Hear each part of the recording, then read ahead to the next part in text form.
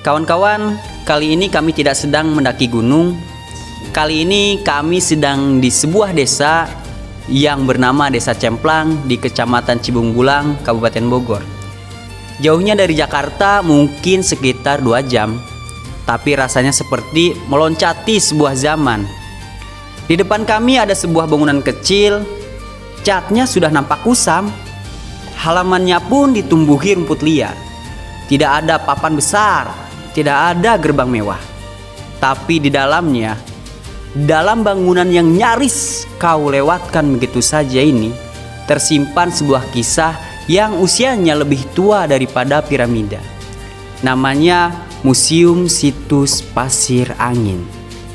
Dan di tempat ini, kawan Arka, adalah salah satu rahasia paling tenang yang dimiliki Bogor. Tatkala kami menapaki anak tangga menuju bukit kecil di belakang museum, nafas kami sedikit tersenggal. Wajar karena kami jarang berolahraga. Bukan karena curam, tapi bukitnya memang sekitar 210 meter di atas permukaan laut.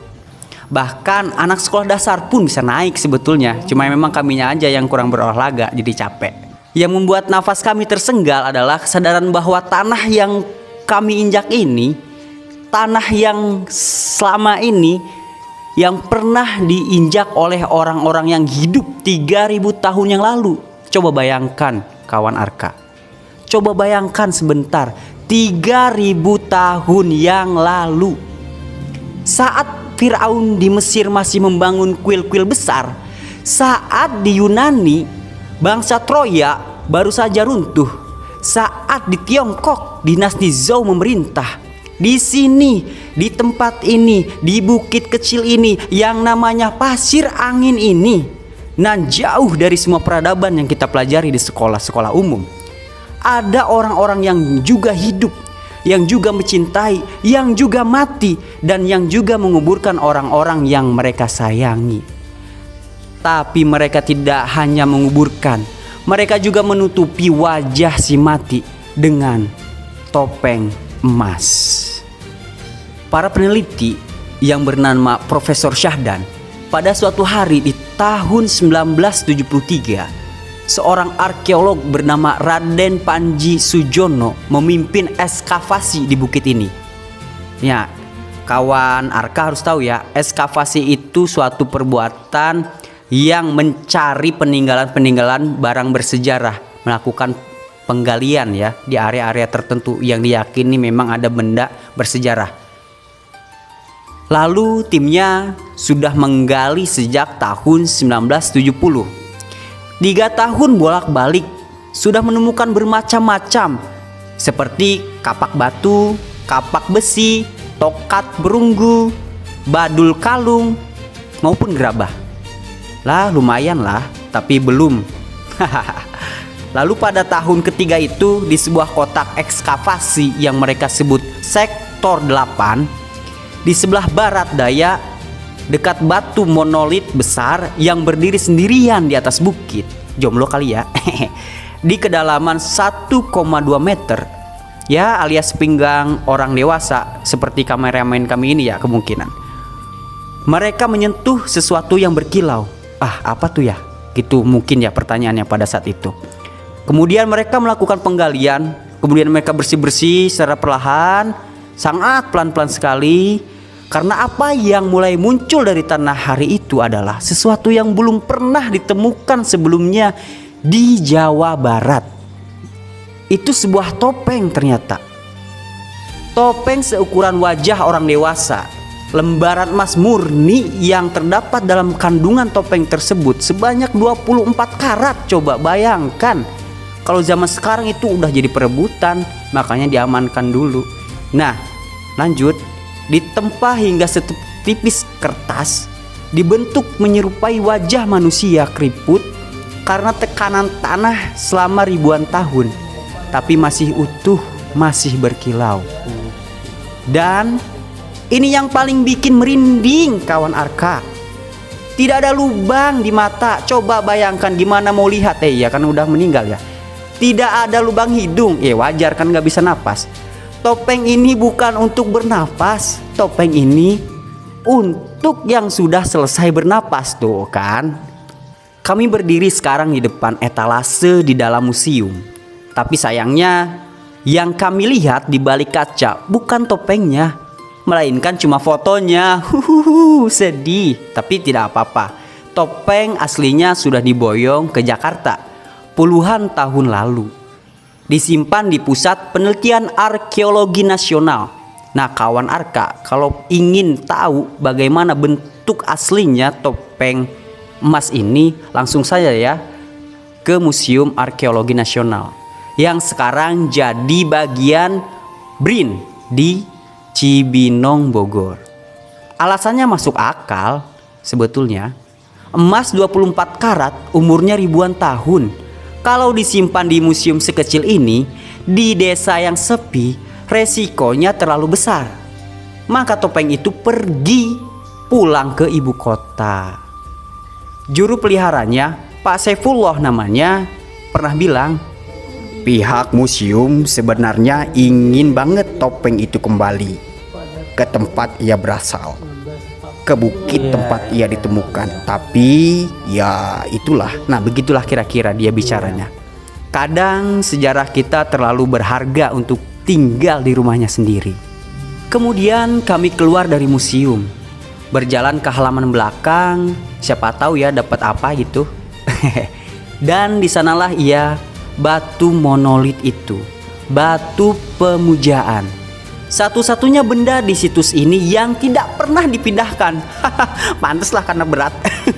Tidak pernah direlokasi, tidak pernah dibawa kemana-mana. Ia masih di sana, persis di tempat ia berdiri 3000 tahun yang lalu. Bayangkan 3000 tahun yang lalu, kemungkinan kita belum jadi apa-apa ya. Oke Sobat Arka, kami mendekat, menyentuhnya, menyentuh permukaan yang kasar, dingin, penuh lumut di beberapa bagian, tapi sangat kokoh.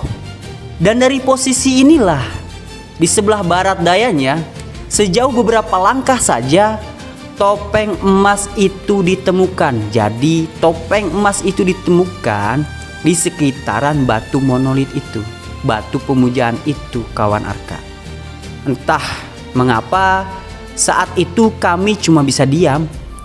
Di bawah batu ini mungkin puluhan, mungkin ratusan orang pernah dikuburkan. Mungkin dengan atau tanpa topeng emas. Kalaupun dikuburkan dengan topeng emas, bayangkan ada berapa topeng emas yang ada di situ. Kalau ada yang jahat mah itu udah dilebur ya jadi emas. Dengan atau tanpa kapak perunggu, tapi dengan sesuatu yang lebih mendasar, dengan dicintai oleh orang-orang yang melepas mereka. Berarti kemungkinan zaman dulu sebegitu besar cintanya antara pasangan-pasangan mereka. Dan kini dari semua cinta itu, dari semua tangisan itu, dari semua upacara yang pernah digelar di bukit ini, yang tersisa hanyalah sebuah batu yang sunyi dan sebuah topeng yang sekarang berjaga-jaga di kota yang belum lahir saat ia dibuat. Kawan Arka, kita sering lupa. Kita sering mengira sejarah Indonesia baru dimulai dari Majapahit ataupun dari Sriwijaya, atau paling cepat dari Kutai. Padahal jauh sebelum itu sudah ada orang-orang yang hidup di tanah ini, yang punya seni, yang punya kepercayaan, dan yang tahu cara mengolah emas dan perunggu dengan teknik yang bahkan para arkeolog modern mengangguk kagum. Bayangkan coba kawan Arka, mereka tidak meninggalkan nama, tidak meninggalkan kitab suci Sun Gokong misalkan contohnya. Tidak meninggalkan catatan tertulis. Yang mereka tinggalkan hanyalah sebuah topeng tanpa nama, tanpa hidung, ditemukan di kedalaman 1,2 meter di sebelah barat daya, di sebuah batu yang masih berdiri sampai hari ini. Di Indonesia, topeng seperti ini hanya pernah ditemukan 2 kali. Satu di Pasir Angin, Bogor, satu lagi di Goa, Sulawesi Selatan. Sobat Arka, nanti akan kita bahas ya. Gitu, Kerajaan Goa, Sulawesi Selatan. Oke, next. Dua tempat yang dipisahkan laut yang sama-sama punya tradisi yang sama menutup wajah orang mati dengan emas. Kalau kita dengan kain kafan. Apakah mereka pernah saling berhubungan? Apakah ada pelayaran kuno antara Jawa dan Sulawesi di zaman itu? Nah, apakah ini jejak dari sebuah peradaban yang lebih besar yang belum kita pahami? Pasti kawan Arka bertanya-tanya mengenai hal ini. Nanti kita akan bahas di episode selanjutnya. Musababnya sampai sekarang belum terjawab. Mungkin tidak akan pernah terjawab. Habis kita keliling-keliling seputaran Museum Pasir Angin Wuliang, kemudian kami menuruni bukit. Matahari sudah mulai terbenam, matahari sudah condong ke barat. Sungai Cianten yang mengalir tenang di bawah sana seperti yang sudah ia lakukan ribuan tahun. Sepasang kupu-kupu pun terbang di dekat kaki kami. Di kejauhan seekor ayam berkokok, kokok kokok kokok gitu, bukan ya suaranya? Kemungkinan seperti itulah. Dan kami jadi berpikir, kawan Arka, mungkin inilah pelajaran paling tenang yang bisa kita ambil dari perjalanan kecil ini, bahwa setiap tanah yang kita injak, setiap kampung yang kita lewati, setiap bukit kecil yang kita abaikan di pinggir jalan, semuanya pernah menjadi rumah bagi seseorang, pernah menjadi panggung bagi kehidupan yang kini sudah tak tercatat. Kita tidak akan pernah tahu nama mereka, tapi kita bisa ingat mereka pernah ada. Mereka pernah menguburkan orang yang mereka cintai dengan upacara, dengan emas, dengan kesungguhan hati. Dan tugas kita yang masih hidup ini barangkali cuma satu: jangan terlalu cepat melupakan. Kalau melupakan mantan, ya itu harus cepat, bolehlah. Oke, sampai ketemu di perjalanan berikutnya, kawan Arka. Salam dari kami bertiga, salam dari Museum Pasir Angin. Jangan lupa ikuti terus channel YouTube Arka Sentra, karena kami akan berbagi pengalaman-pengalaman sejarah kepada kalian semua. Terima kasih. Assalamualaikum warahmatullahi wabarakatuh.